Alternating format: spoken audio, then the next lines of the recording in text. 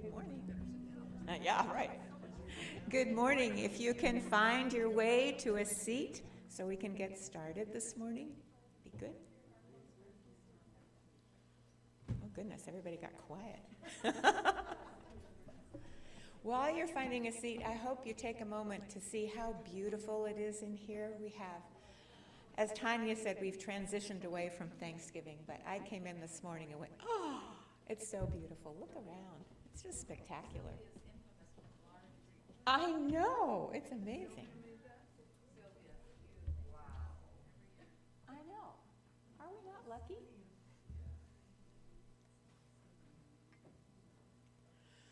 I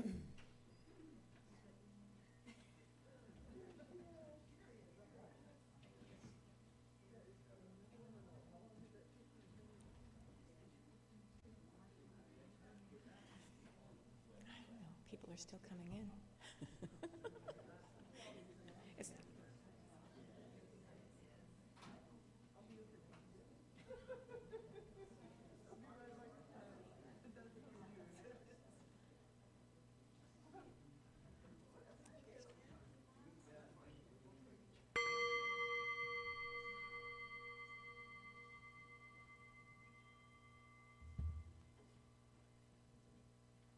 Good morning, and welcome to the Vashon Island Unitarian Universalists. My name is Marilee Runyon. I use she, her pronouns, and I will be your service leader today. If you are visiting, please participate as you feel comfortable. You're invited to stay and join us in conversation following the service. Our congregation is committed to individual freedom of belief, welcomes diversity, seeks to promote a sense of community, and fosters religion which enriches the spirit. We are a mostly lay-led community, strengthened and enriched by weaving together the volunteer contributions of members and friends. Our community is supported and guided by our minister, Reverend Victoria Poling. We acknowledge that we are on the traditional homelands of the Swabash, Coast Salish Native people. The Puyallup people have lived on and stewarded these lands since the beginning of time, and they continue to do so today. We recognize that this land acknowledgement is one small step toward true allyship, and we commit to uplifting the voices, experiences, and histories of the indigenous peoples of this land and beyond. As Unitarian Universalists, we honor the interdependent web of all existence. We covenant to cherish Earth and all beings by creating and nurturing relationships of care and respect. With humility and reverence, we acknowledge our place in the great web of life, and we work to repair harm and damaged relationships.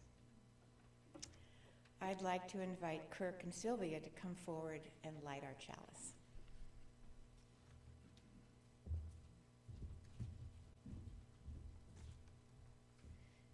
These words are by Linda Barnes.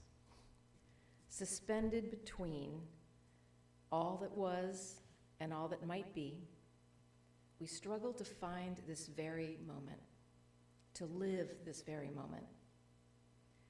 Let us sit together for a moment and savor this moment. Let us relish this time, this between time where the past meets the future. Let us harbor a faith that reminds us that right now, right here, is enough.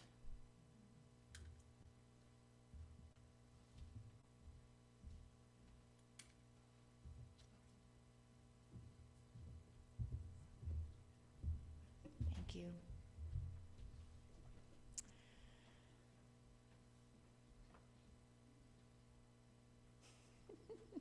Good morning. Our pulpit guest, the Reverend Dr. Emily Melcher, is a UU minister, a singer, a songwriter, and a UU spiritual director. Now retired from parish ministry, she delights in providing pulpit supply and spiritual directions to individuals and small groups. She lives on Whidbey Island with her spouse and their marvelous old English sheepdog, Teddy. Welcome, Reverend Dr. Emily.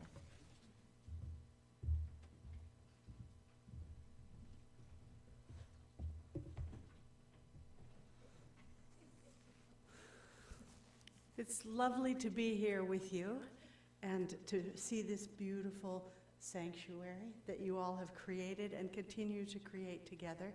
Thank you so much for having me. And thanks to Sylvia and Kirk, too, for their hospitality yesterday and last night. Our opening reading is The Great Gate of Winter by Frederick Buechner. We are here at the great gate of winter with the sun slung low in the sky and chill in the air. To worship, to lift up thoughtfulness and care no matter the season. To once again be embraced in the trustworthy arms of silence and song, word and sacred flame. To once again accept the call offered by our free tradition to live lives of joy, of hope, and of peace. Please rise in body or spirit, or both, or however you rise, and join me in singing hymn number 55, Dark of Winter.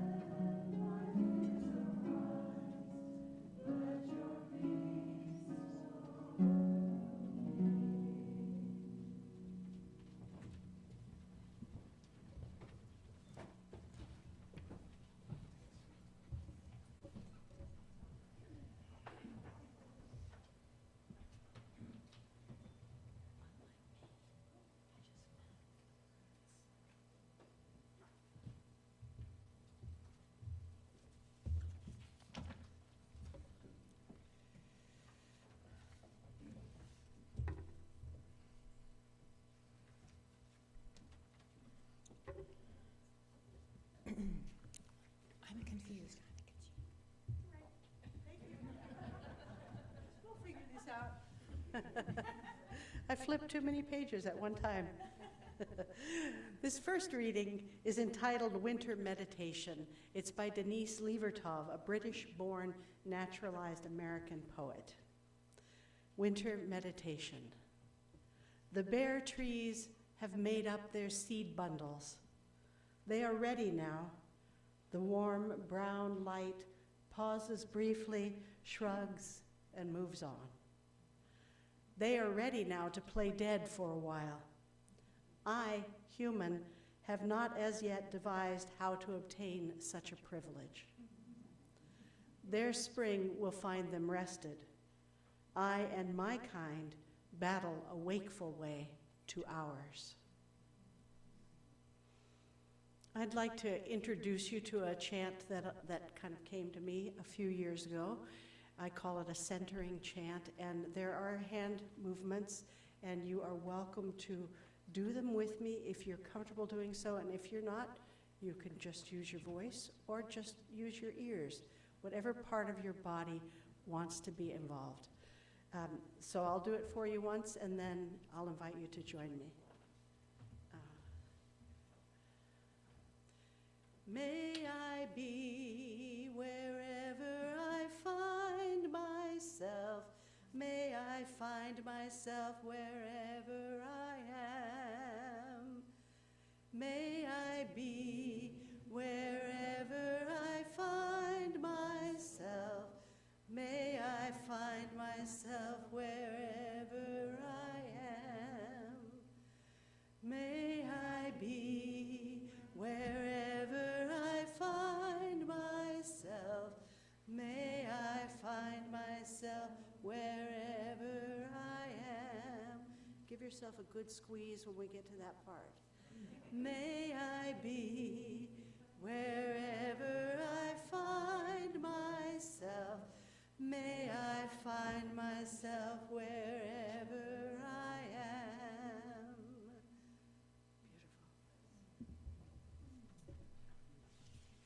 Beautiful. And now.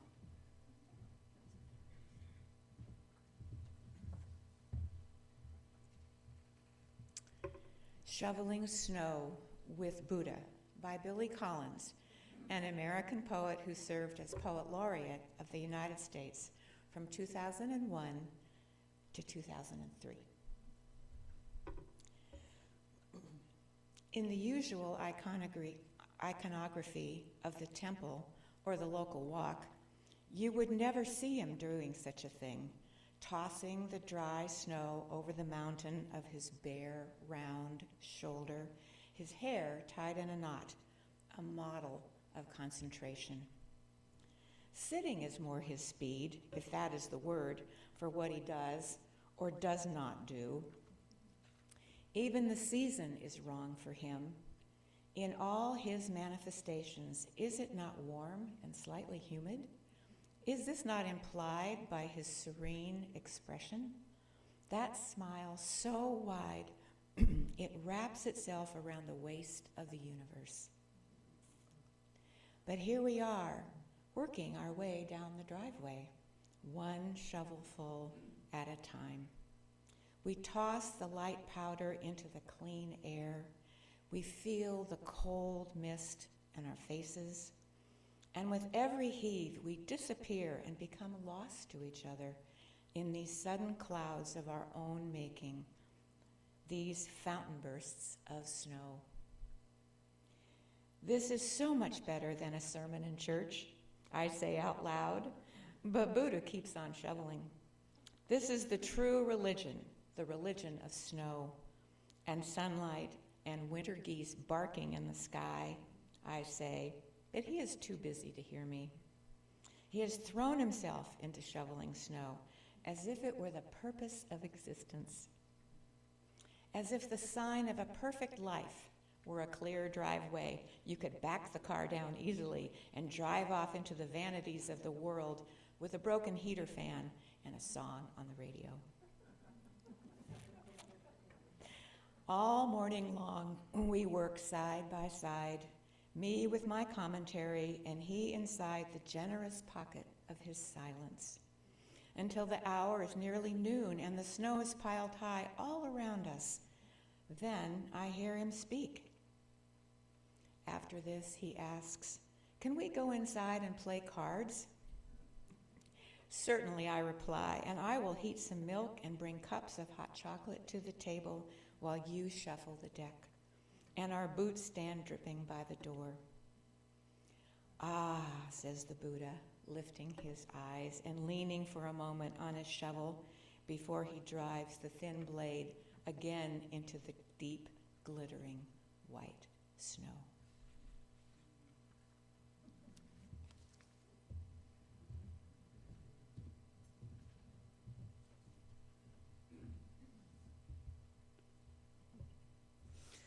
Imagine the Buddha shoveling snow. Imagine the Buddha shoveling snow in silence while his shoveling partner prattles on and on, as we people tend to do. That is how Billy Collins describes the wintry scene in his poem, Shoveling Snow with Buddha, which Marilee just read so beautifully. The idea of the Buddha shoveling snow is a surprise in itself, but Collins allows us to grow comfortable with the image by describing how the Buddha shovels snow, and it's very Buddha-like. Although, as Collins writes, even the season is wrong for him, the Buddha shovels steadily, fully present in the moment, fully focused on the task at hand, shoveling snow, says Billy Collins, as if it were the purpose of existence. Just when we've grown comfortable with the surprising image, something extraordinary happens. The Buddha pauses and asks, after this, can we go inside and play cards? To which his shoveling partner replies, certainly, and I will heat some milk and bring cups of hot chocolate to the table while you shuffle the deck and our boots stand dripping by the door. Says the Buddha, lifting his eyes and leaning for a moment on his shovel before he drives the thin blade again deep into the glittering white snow. In the midst of his shoveling, the Buddha lingers with a vision of something that will happen in the future. He doesn't just gently redirect his attention to shoveling, which is what we would expect the Buddha to do. He actually allows himself to ask his companion if they might play cards. And when his companion fleshes out the future with images of hot chocolate, the Buddha shuffling a deck of cards and boots dripping by the door, the Buddha actually pauses, lingers for a moment on his shovel, and savors not the present, but the anticipation. That is a kind of presence too, isn't it? I remember so well the extraordinary preparations for Christmas in my childhood. The cleaning, cooking, and baking, buying presents or making them, wrapping them, decorating not just the tree, but the house, and greening the church. Extra choir rehearsals to prepare the special Christmas Eve services, and the 80-mile drive into Los Angeles to deliver gifts to family and friends. I remember arriving home from school to the sound of my mom's beloved Christmas albums playing on the stereo, and the arrival of her parents with their car trunk full of gifts, beautifully wrapped a few days before Christmas, adding, of course, to the sense of anticipation. I remember the early service on Christmas Eve, followed by a soup dinner with friends, and finally the midnight mass, which began at 11 and didn't end until Christmas had arrived. I was raised high church Episcopalian. But I also remember quiet moments, stolen from all the preparation, when I'd lie on the couch in the darkened living room with only the Christmas tree lights twinkling. I'd lie there quietly in attentive wonder.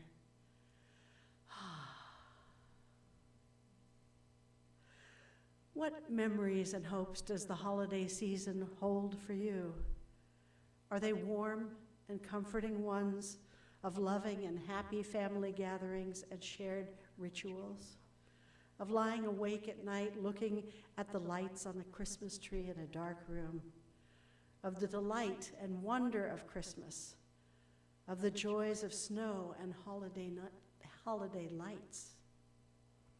This, of course, is an idealized image of Christmas, but it's so prevalent in our culture, and I'm fortunate that it's part of my memories and my hopes. It seems to me that there's both a human need and a cultural pressure for the holidays to feel that way. So it's not strange that many of us try to create or recreate that feeling year after year.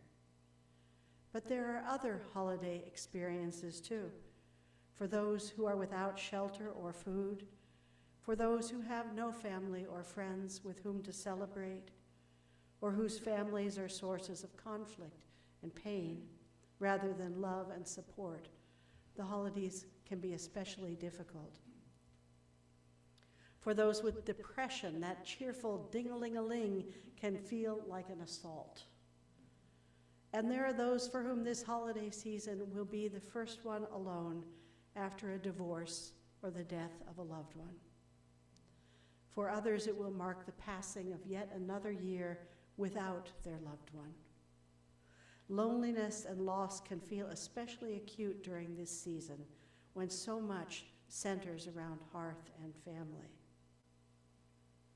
Whether we're surrounded by family and more than we need, or lonely and making do with less than we need, it's probably the case that the holiday season rarely lives up to our idealized images of it, just like our families rarely do. Midwestern author and artist Brian Andreas writes poignant one- or two-line stories, which he illustrates with whimsical drawings. One of them names 3, quote, rules for a successful holiday. 1, gather with the family. 2, relive old times. 3, get out before it blows. Oh, I love that. It's good advice for my family, to be sure. The truth is that right alongside the lovely memories I just shared, I also have memories of other sorts from both my childhood and adult Christmases. I guess we probably all do. But no matter what was happening at home, there was the greening of the church. And the awe of sitting there breathing in the scent of evergreens, and the awe of watchful anticipation. There were the songs and stories of Advent and Christmas. There was a home for my spirit.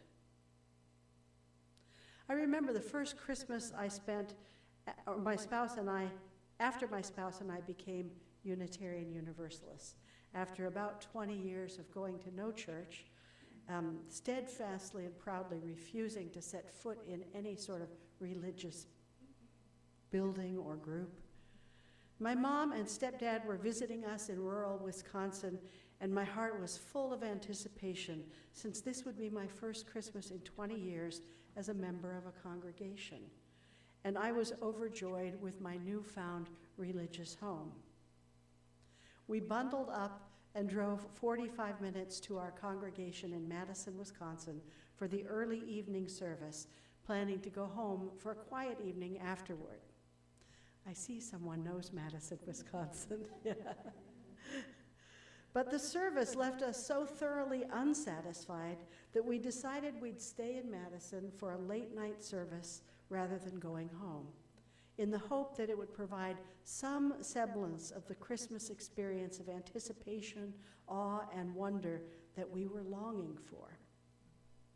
So we set out to find a place to have dinner, but the inn was closed. In fact, everything was closed except a single solitary Walgreens that Christmas Eve at 7:30 p.m. So we bought beverages, Fritos, nuts, and cookies, and sat in our car chuckling and eating this most unlikely Christmas dinner while waiting for the next service to begin. We were just present in the moment. And that was about the only wonder and delight we experienced that evening. I love my home congregation, don't get me wrong, but they do not do Christmas well. The second service left us as empty as the first. In its attempt not to be a Christmas service, fair enough, but nevertheless to occupy the date and the time slot that is traditional for Christmas Eve, it was just neither here nor there. Of course, Christmas is complex for Unitarian Universalists.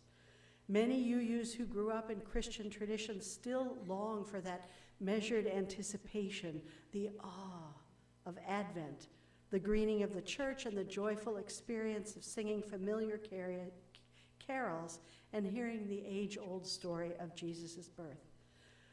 We long for it, in other words, for those seasonal rituals of our childhood, even if we don't believe the story is literally true, or if we no longer hold the beliefs of our childhoods. I'm one of those people. I think that longing persists because music, story, and ritual touch and engage us on so many levels that their absence leaves a void in us that can be difficult to replace.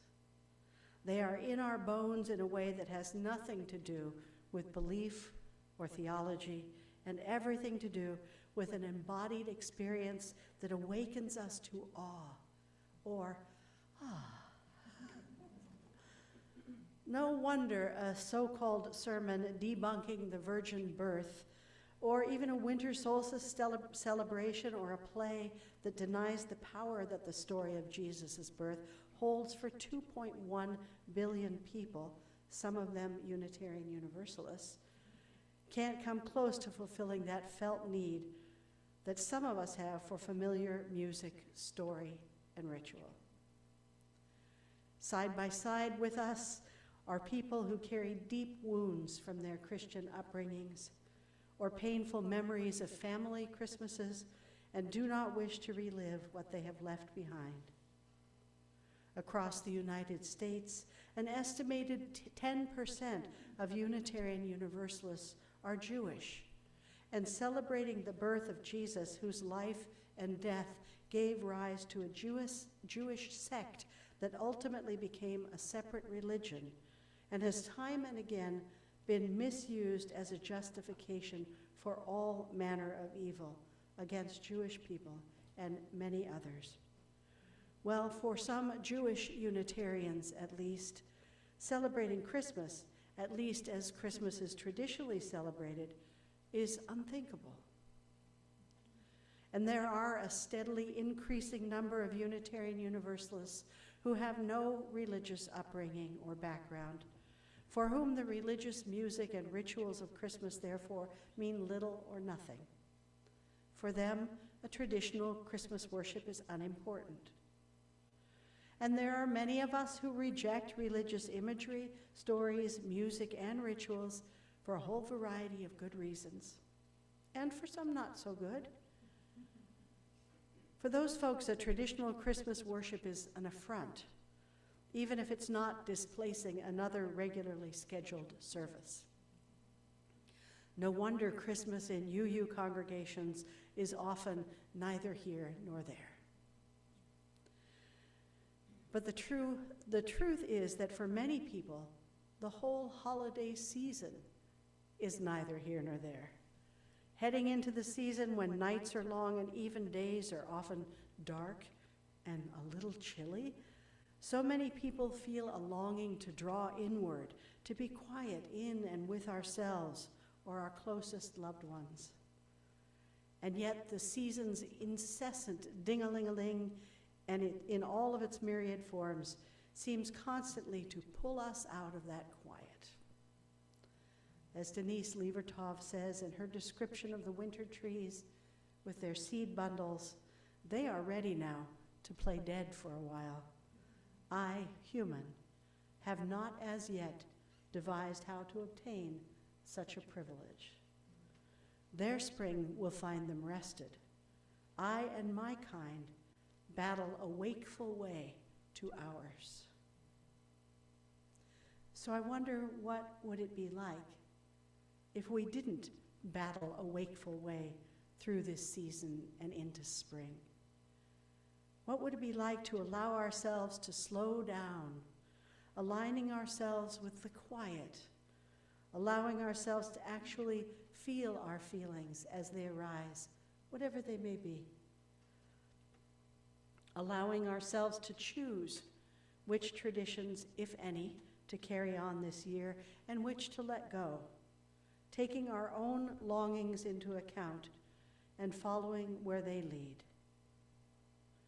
One of the gifts our congregations can give us in this season is to offer us opportunities to slow down, to be present.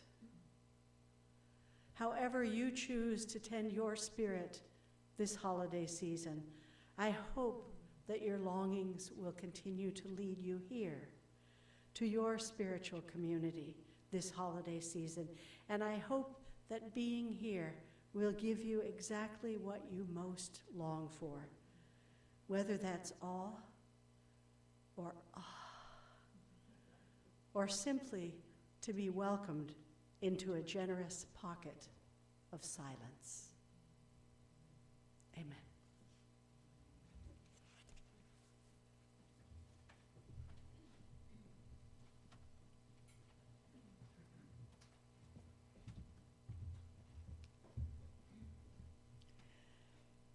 Let's hold a moment of contemplation and worship, an old English word that means to consider things of worth in a generous and abundant silence.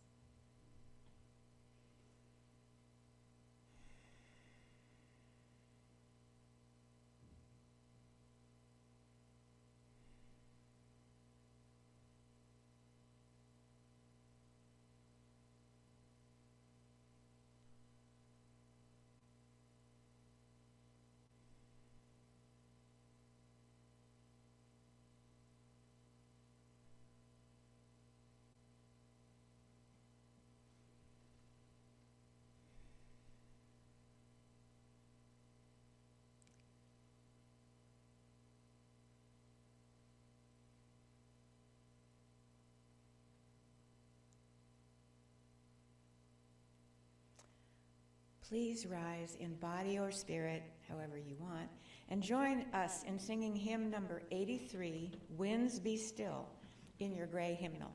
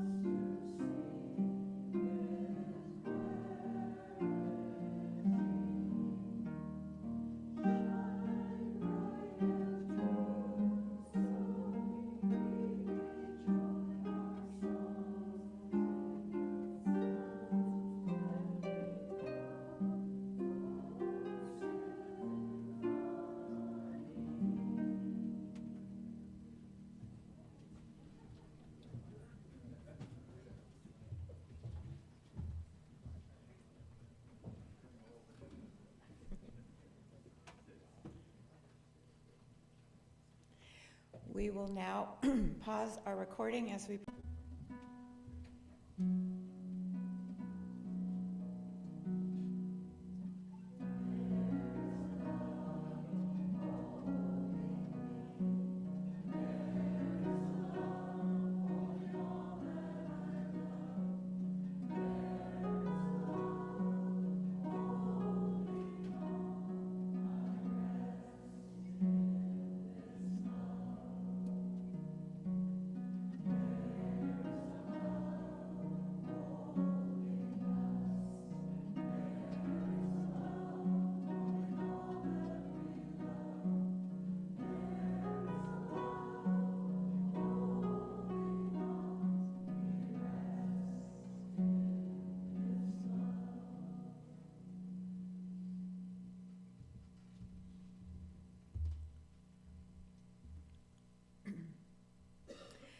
We will now resume recording as we finish our service. As members and friends of the Vashon Island Unitarian Universalists, we commit to supporting our congregation. Financial resources help us pay speakers and staff, support our social justice programs, and maintain our building. Please support VIUU with your pledges and offerings so that we can continue to be a vital community. Our greeters will now pass around the offering baskets. As we receive our offering, when they come up here, please join in singing We Give Thanks.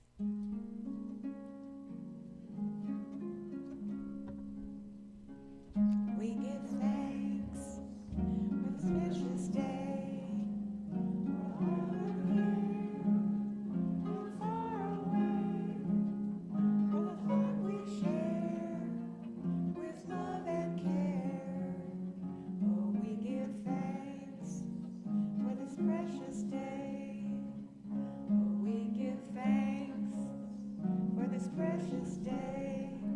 We're gathered here and far away for the time we share with love and care. Oh, we give thanks for this precious day.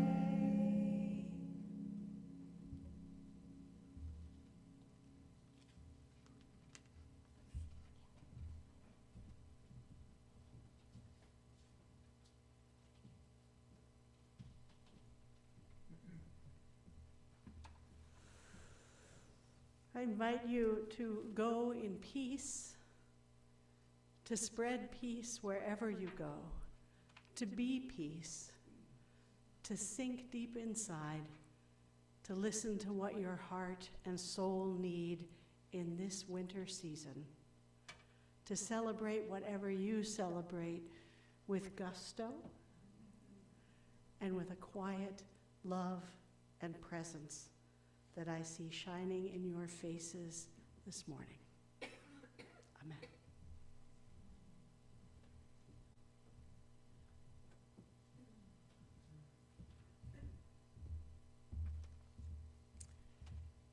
Kirk and Sylvia will extinguish our chalice.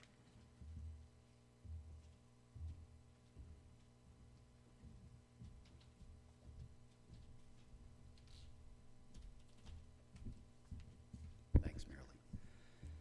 So I have some wise words from Meister Eckhart Tolle. Whatever the present moment contains, accept it as if you had chosen. Always work with it, not against it.